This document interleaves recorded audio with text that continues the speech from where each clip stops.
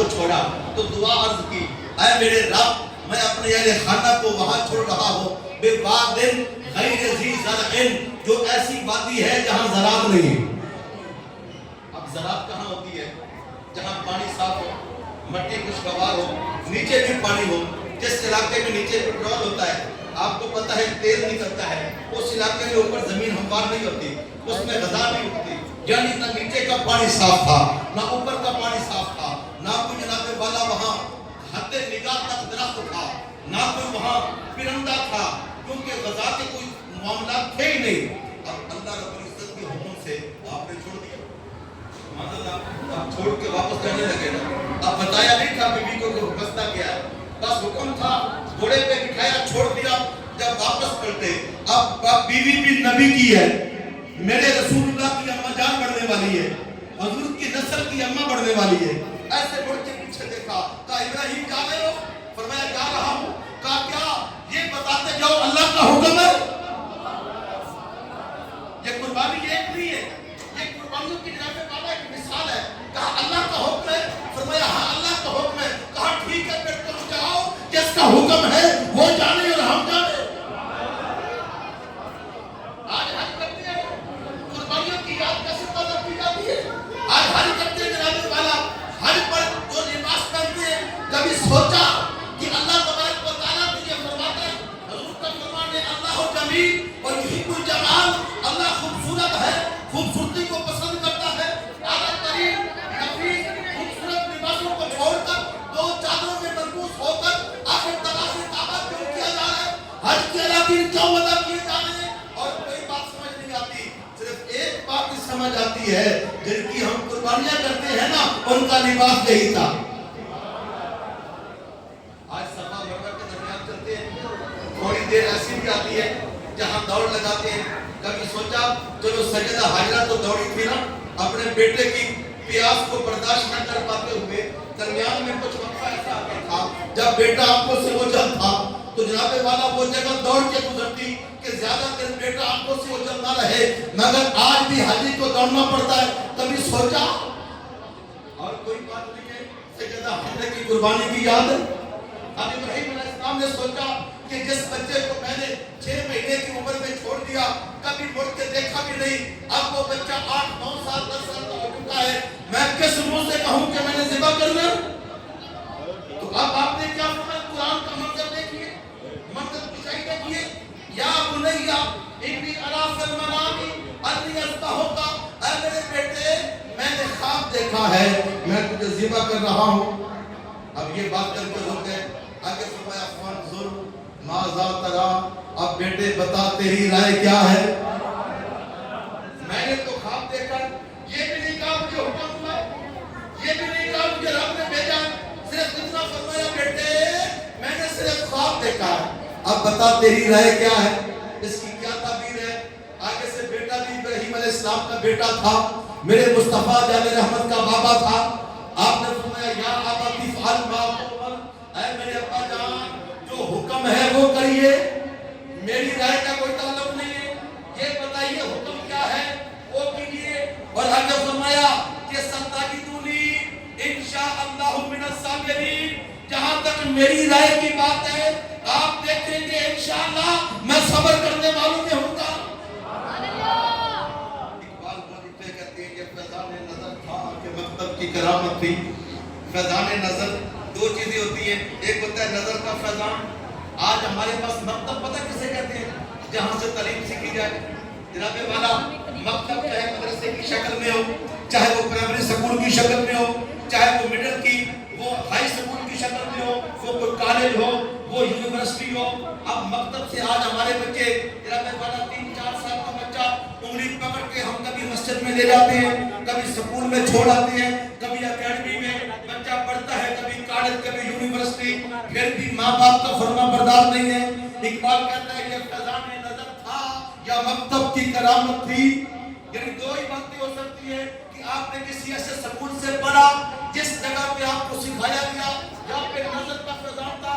آگے کہتے ہیں سکھلائے کس نے اسماعیل کو آداب فرزندی، وہ کہتے ہیں یا کسی سکول کا کمال ہو یا پھر ماں باپ کی نگاہ کرم ہو، آپ کہتے ہیں सकून तो वहां था कोई नहीं, ना कोई आबादी, ना कोई रिश्तेदार, ना कोई सिखाने वाला, सिर्फ माँ और बेटा दो जाने।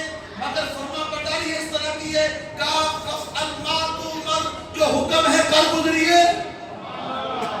बात लंबी है, सिर्फ इख्तिसार करना मकसूद है।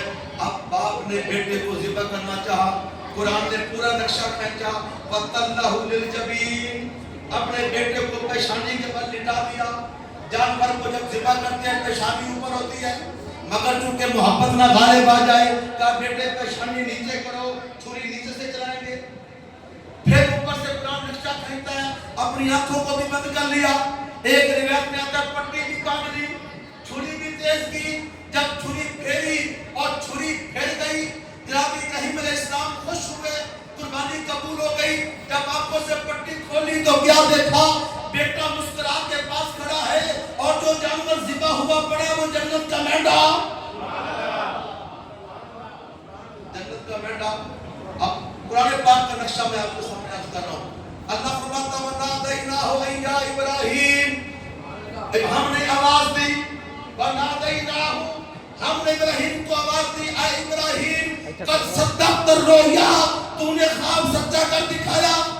इन्ना कज़ालिका मुरसलीन, हम एहसान करने वालों को बदला ऐसे चुकाते हैं।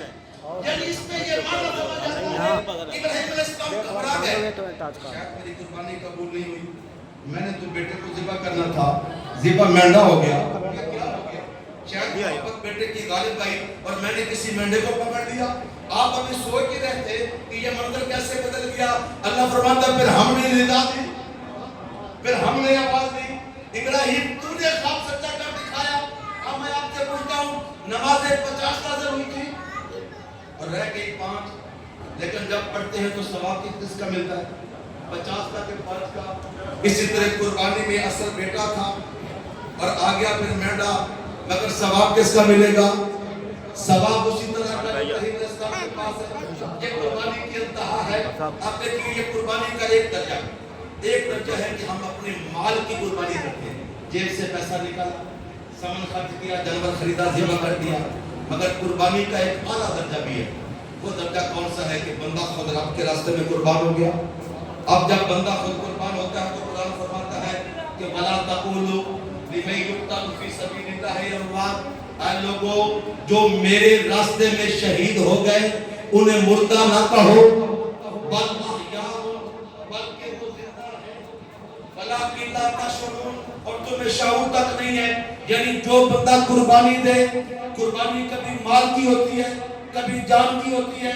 अल्लाह के रास्ते में शहीद होने वाला जब जानी कुर्बानी देता है, माली कुर्बानी का कमाल क्या है? अल्लाह के रसूल ने फरमाया तुम जानवर ज़िबा करते हो, क़यामत का दिन होगा, फरमाया याती का बिफ़ुरूनिहा, फरमाया वो तुम्हारे सामने आएगा, उसके जिस्म पर गोश्त भी होगा, ऊपर खाल भी होगी, ऊपर ऊन भी होगी, उसके बाल भी होंगे, उसके सींग भी होंगे, उसके नाखून भी होंगे, मुकम्मल जिस्म लेकर तुम्हारे सामने आएगा। हुजूर ने फरमाया तो वातसिबू, ऐ मुसलमानों जब कुर्बानी करो तो इखलास के साथ करो, रब को राजी करने के लिए करो, क्योंकि फइन्ना बिकुल्लि क़तरतिन, हुजूर ने फरमाया कि जब भी उसका जानवर का खून हर कतरा जमीन पे गिरता है, हर कतरे के बदले अल्लाह तुम्हारी बख्शिश कर देता है। कुर्बानी में ये ताकत है तो फिर जानी कुर्बानी का कलाम अल्लाह ने खुद इरशाद फरमाया कि जो अल्लाह के रास्ते में शहीद हो गए उन्हें मुर्दा ना कहो, यहाँ लफ्ज़ एक का होगा। अगली आयत में फरमाया वला तहसबन्नल्लज़ीना क़ुतिलू फ़ी सबीलिल्लाहि अमवाता, फरमाया कहना तो बड़ी दूर की बात, जो अल्लाह के रास्ते में शहीद हो गए उनके बारे कभी सोचो भी ना कि वो मुर्दा है। अच्छा बंदा ये कहता है चलो ठीक है जी, रब ने रोक दिया, लेकिन है तो मुर्दा, क्योंकि जिंदा वो होता है जिसकी सांसें चले, जिंदा वो होता है जो खाए, जो पिए, जो उठे, जो बैठे, जो चले, जो फिरे, कभी सोए कभी जागे। तो है तो बंदा मुर्दा ही ना, जान निकल गई, रूह को कब्ज़ कर ली गई, लेकिन अल्लाह फरमाता है ये कभी सोचो भी ना। कहना तो बड़ी दूर की बात, तुम्हें सोचने की भी इजाजत नहीं है कि तुम सोच कर कहो कि वो मुर्दा है। अच्छा जो मुर्दा नहीं होता वो कौन होता है? वो जिंदा होता है। अल्लाह फरमाता है बल अहयाउन, वो वहाँ बैठे हैं, इनसे पूछिए पुराने पाक में जब लफ्ज़ बल इस्तेमाल होता है, अरबी कहना ये है कि बल कहाँ इस्तेमाल होता है कि माँ कबल कलाम में जब कोई शुबह पैदा हो, उस शुबह को ख़त्म करने के लिए बल आता है। अब शुबह ये था कि चलो हम कहते नहीं है तो मुर्दा, अल्लाह फरमाता है शुबह ही निकाल दो, बल्कि जिंदा है, बल्कि जिंदा। अच्छा, अब हम कहते हैं जिंदा है तो कहाँ जिंदा है? हमारे सामने तो मुर्दा है। अल्लाह फरमाता है जिंदा है तो कहाँ? इंदा रब्बे है। अब इसकी जिंदगी तुम्हारे पास नहीं रही, अब इसकी जिंदगी उनके रब के पास है। अच्छा, फिर आखिरी सवाल का तो अच्छा जो जिंदा है वो खाता पीता भी है। अल्लाह फरमाता है इंदा रब्बिहिम युर्ज़क़ून, उनको रिज़्क़ भी दिया जाता है।